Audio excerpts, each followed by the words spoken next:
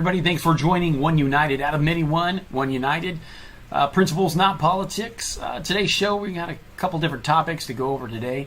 So we'll just dive on into these, and thanks so much for joining us. Our first story today is a term that we commonly hear. I hear politicians, I hear professors, I hear people out on the street sometimes referring to the United States as a democracy. It's not, and here's why.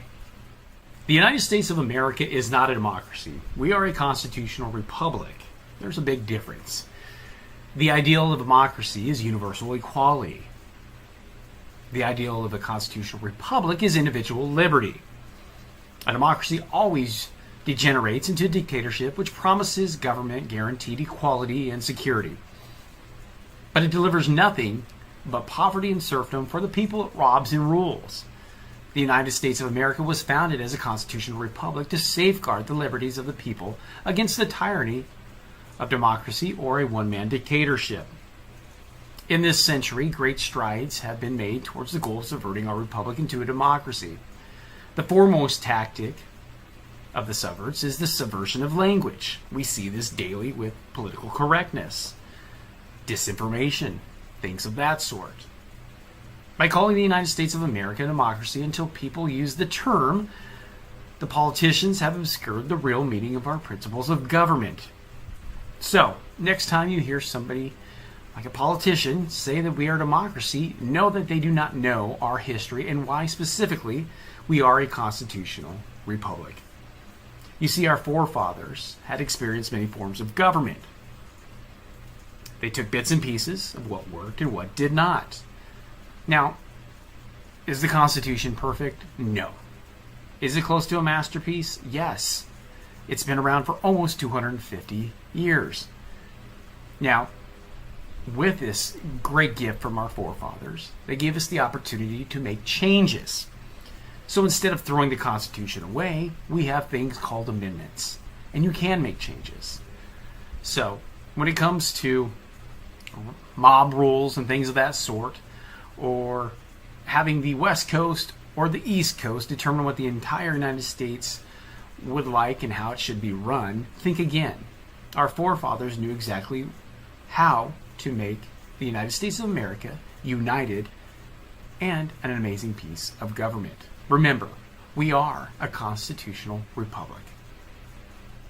Well, now let's move on to our next story. One of my favorites. Gender identity, always a fun topic. Let's kind of cover here what a father experienced recently at a doctor's visit with his 3-year-old son. I need to know if any parents of young kids have had this same experience. So we just took my 3-year-old son in the doctor for a checkup. My 3-year-old son. And there's a reason why I'm emphasizing that, and you're about to know why. So my wife and I are waiting in the room with our son, and the doctor comes in. He sees my son sitting there on the table, and the first question that he asks him is, "Are you a boy or are you a girl?" And I look at my wife like, so luckily my son understands obvious tenets of biology at 3 years old, and says that he's a boy, just like his chart says. So the rest of the appointment, I can't even focus because I'm wondering why in the world this guy is asking the question. And then I remember, oh yeah, I live in California. Call me paranoid, but this is where I think we're heading based on other things that have happened. An Ohio couple lost custody of their teenager for refusing them hormone treatment. The divorced Texas couple were in a court battle over whether or not to let their 7-year-old transition from a boy to a girl. Many are saying that the new proposed Equality Act could lead to more parents losing custody of their kids who want gender transition. So again, call me paranoid, but I'm wondering if the doctor is asking the question of my son to see if he can establish a pattern over time that shows that my son wants to be a girl. But here's the thing, my son is 3. I'm not even going to let him choose what he wants for dinner. And some days, my son thinks he's a dinosaur, but I'm not going to let him transition to a dinosaur. And being in California, this is probably going to happen to people like me first. But I don't think it's going to be long before we start seeing parents lose custody of their young kids because they're not letting them transition to the opposite gender. And I think pediatricians are going to be the ones who are going to start calling it out. That's a shame. We're starting to see this pop up everywhere. You've heard the stories and things of that sort. Gender identity, very, very controversial topic. I believe in it. You know, there's a lot of things going on out there. What we're starting to see now is verbiage and the talk going, talking to kids younger than the ages that we talk in regards to sex ed. Sex ed usually happens in elementary school, grade 6, things of that sort. Parents, sign and agree that, hey, yep, we want to have our kids in sex ed. But what we are starting to see now is from kindergarten all the way up to 6th grade into high school, junior high, is this push, literally a push, of seeing the transitioning and things of that sort. What we do have is a problem in our country. I believe it's a 300% difference from the UK of folks that want to transition at a young age. And most of this is girls that are in awkward stages and not very popular, if you will. It's just a confusing time, but it's a confusing time for everyone. We all have to deal with it, and we deal with it in different ways. But what we are seeing is from our teachers, our educators, is encouragement to, you're transitioning. Embrace it. Let's throw you onto puberty blockers, and let's get those, genitals cut off. So we got to start paying attention, America, and just be more involved. All right, everybody, let's dive into our next story. We are heading on over to Man on the Street. This time we are at the UCLA campus, and let's see how the universities are doing with our youth and find out how much they do know. How many stars are on the United States flag? 103. 103? Yeah. 32. What ocean is on the east side of the United States? What ocean? Can I Google it? You guys know this. I know this. I don't know this. What country is the Queen of England from? I'm not a politics guy. I ain't gonna lie. I don't know. I really don't know. Just take a guess. Like, what country is the Queen of England from? Europe? I don't know. I don't know. Just take a guess. What's the capital of the United States? There's a capital? What? Yes. Lexi? Take a guess. I don't know. Probably California. Yeah, that's right. It is? No, the United States. Do we know? Stop! I knew he was gonna embarrass us. I know. Wait, I don't even want to think because I don't want to sound dumb. Well, just... There's no capital. Yeah, literally. Is there no capital? Correct. Is that right? No. Oh! You guys are UCLA We students? literally go to UCLA. It's, yeah. Who was the first president of the United States? Abraham Lincoln. Can you name the 3 Kardashian sisters? Kim, Courtney, and Chloe. What are the 3 Kardashian sisters' names? Courtney, Kim, and Chloe. Well, there you have it, guys. Our educational institutions are doing a fantastic job. By the way, these kids are leaving with over hundreds of thousands of dollars of debt. For what? Knowledge about the Kardashians. Any which way. Pray for our country. Okay, everybody, let's step on forward here and go to our next story in regards to energy costs and food. Former Netherlands politician Sampson has a few words for us in today's world. So sit back, buckle up, and enjoy. A story that nobody dares to tell out loud, dares to say out loud, so let me be the one that does it. Yes, energy will be much more expensive as of now. Yes, energy was way too cheap in the last 40 years, and we've profited from it. We have created an enormous wealth at the expense of planet Earth, and so we do realize right now at the expense of geopolitical imbalances. And both need to be repaired, and in order to repair them, we need to pay more for energy, and by the way, also for food. The 2 basic needs of life, food and energy, we have paid way too little for that in the last 40 years, and we need to restore that situation. Can't be done overnight because you create too much havoc and trouble in a society, so you need to take your time, but given the current situation, we have little time. Okay, this schmuck, former politician, proponent, guaranteed part of the World Economic Forum. You will own nothing and you will like it. Crowd, the European Union's Green Deal mastermind, Sampson. The reason why energy is so expensive in food is because the damn Green Deal. Europe got off of fossil fuels. They even got off of nuclear, which was asinine. And now they are trying to get rid of farmers, specifically the Dutch, and the Dutch farmers are trying to get rid of cattle and agricultural in general. When you do that, yeah, your energy costs are going to skyrocket. Plus, you've got Russia and the Ukraine war, and Europe is now a hostage to Putin. Yeah, stuff's going to cost a lot. You got to be self-sufficient, my friends. Folks over there at EU, get on board. The Green Deal is not a deal. It's a way to literally knock everybody at the knees, and knock them down, to make this money grab for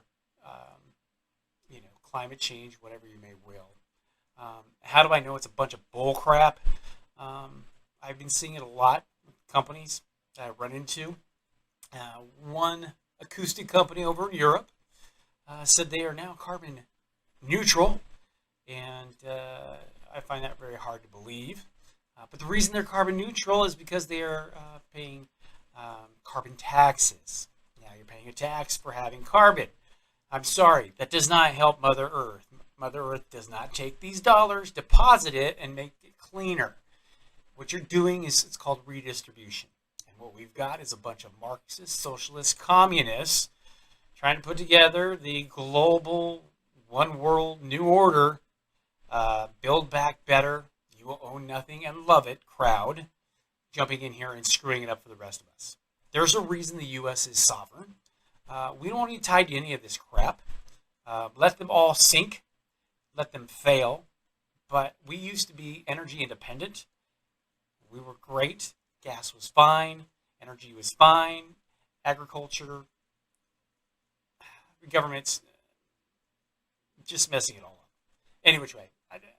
Doesn't mean I'm totally anti-government, but we've got big government, big regulation, and they don't know what the hell they're doing. And it just starts, right, with California getting rid of gas cars by 2035. But before then, people, I want you to research 2030, the agenda for 2030 and what the globalists want to attain. Research it, find out a little bit more about it, and this has all been planned. The pandemic actually served their purpose, gave them a reason, an emergency not to waste, to test and see how they can control the people. And we've seen that very much so. One key shocker to me was the people of Australia, who are usually self-sufficient and tough son of a bitches, get closed down by their government. And it was sad to watch. And same for New Zealand and things of that sort.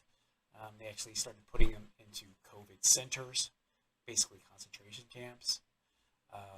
But any which way, watch it. Pay attention. Look at who you're voting for, because they may be voting for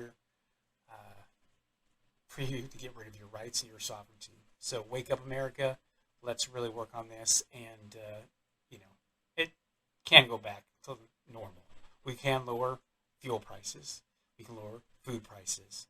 But let's just get smart and stop putting the JV team into our politics. And finally, to end the show, let's talk about this week and the Obamas returning back to the White House to reveal their portraits.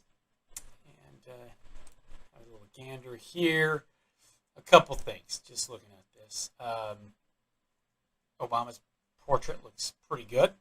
I don't know about the blank background. Looks kind of wasted opportunity there for some type of aesthetic. But photo, portrait, whatever, looks great. Now, Michelle, on the other hand, I'm sorry, it does not do justice. It looks like somebody took a bunch of crayons and put it on there, and she looks a little pissed. Is there a reason to be pissed? Not that great. Any which way. Just looking at it side by side, I mean, what the heck, man?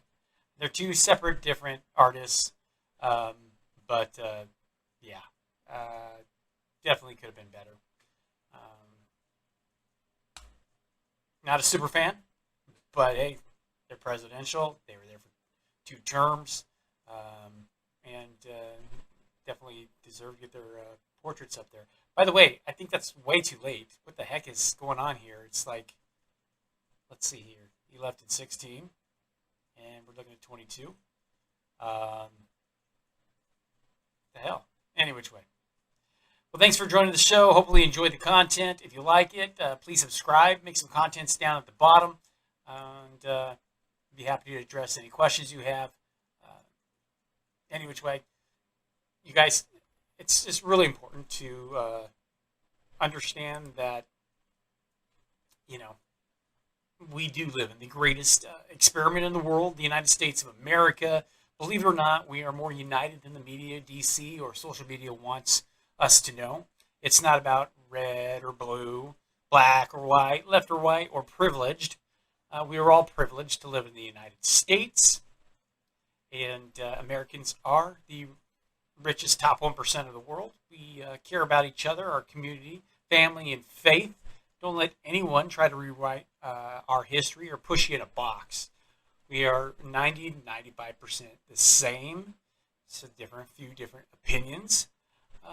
And we are more united than different. So in this short experiment called the United States of America, we have evolved and made the world a better place. Are we perfect? No, no one is. We are guilty of trying to make the world a little freer place. We are not guilty of our fathers' or forefathers' sins, but we strive to help each other. We give the most charity, and we take care of each other. Helping the individual first, we make a strong community. Okay, so think about that. Don't just, give someone a fish. Teach them how to fish, and let's pay it forward. Principles, not politics. Out of many, one. United. Thanks.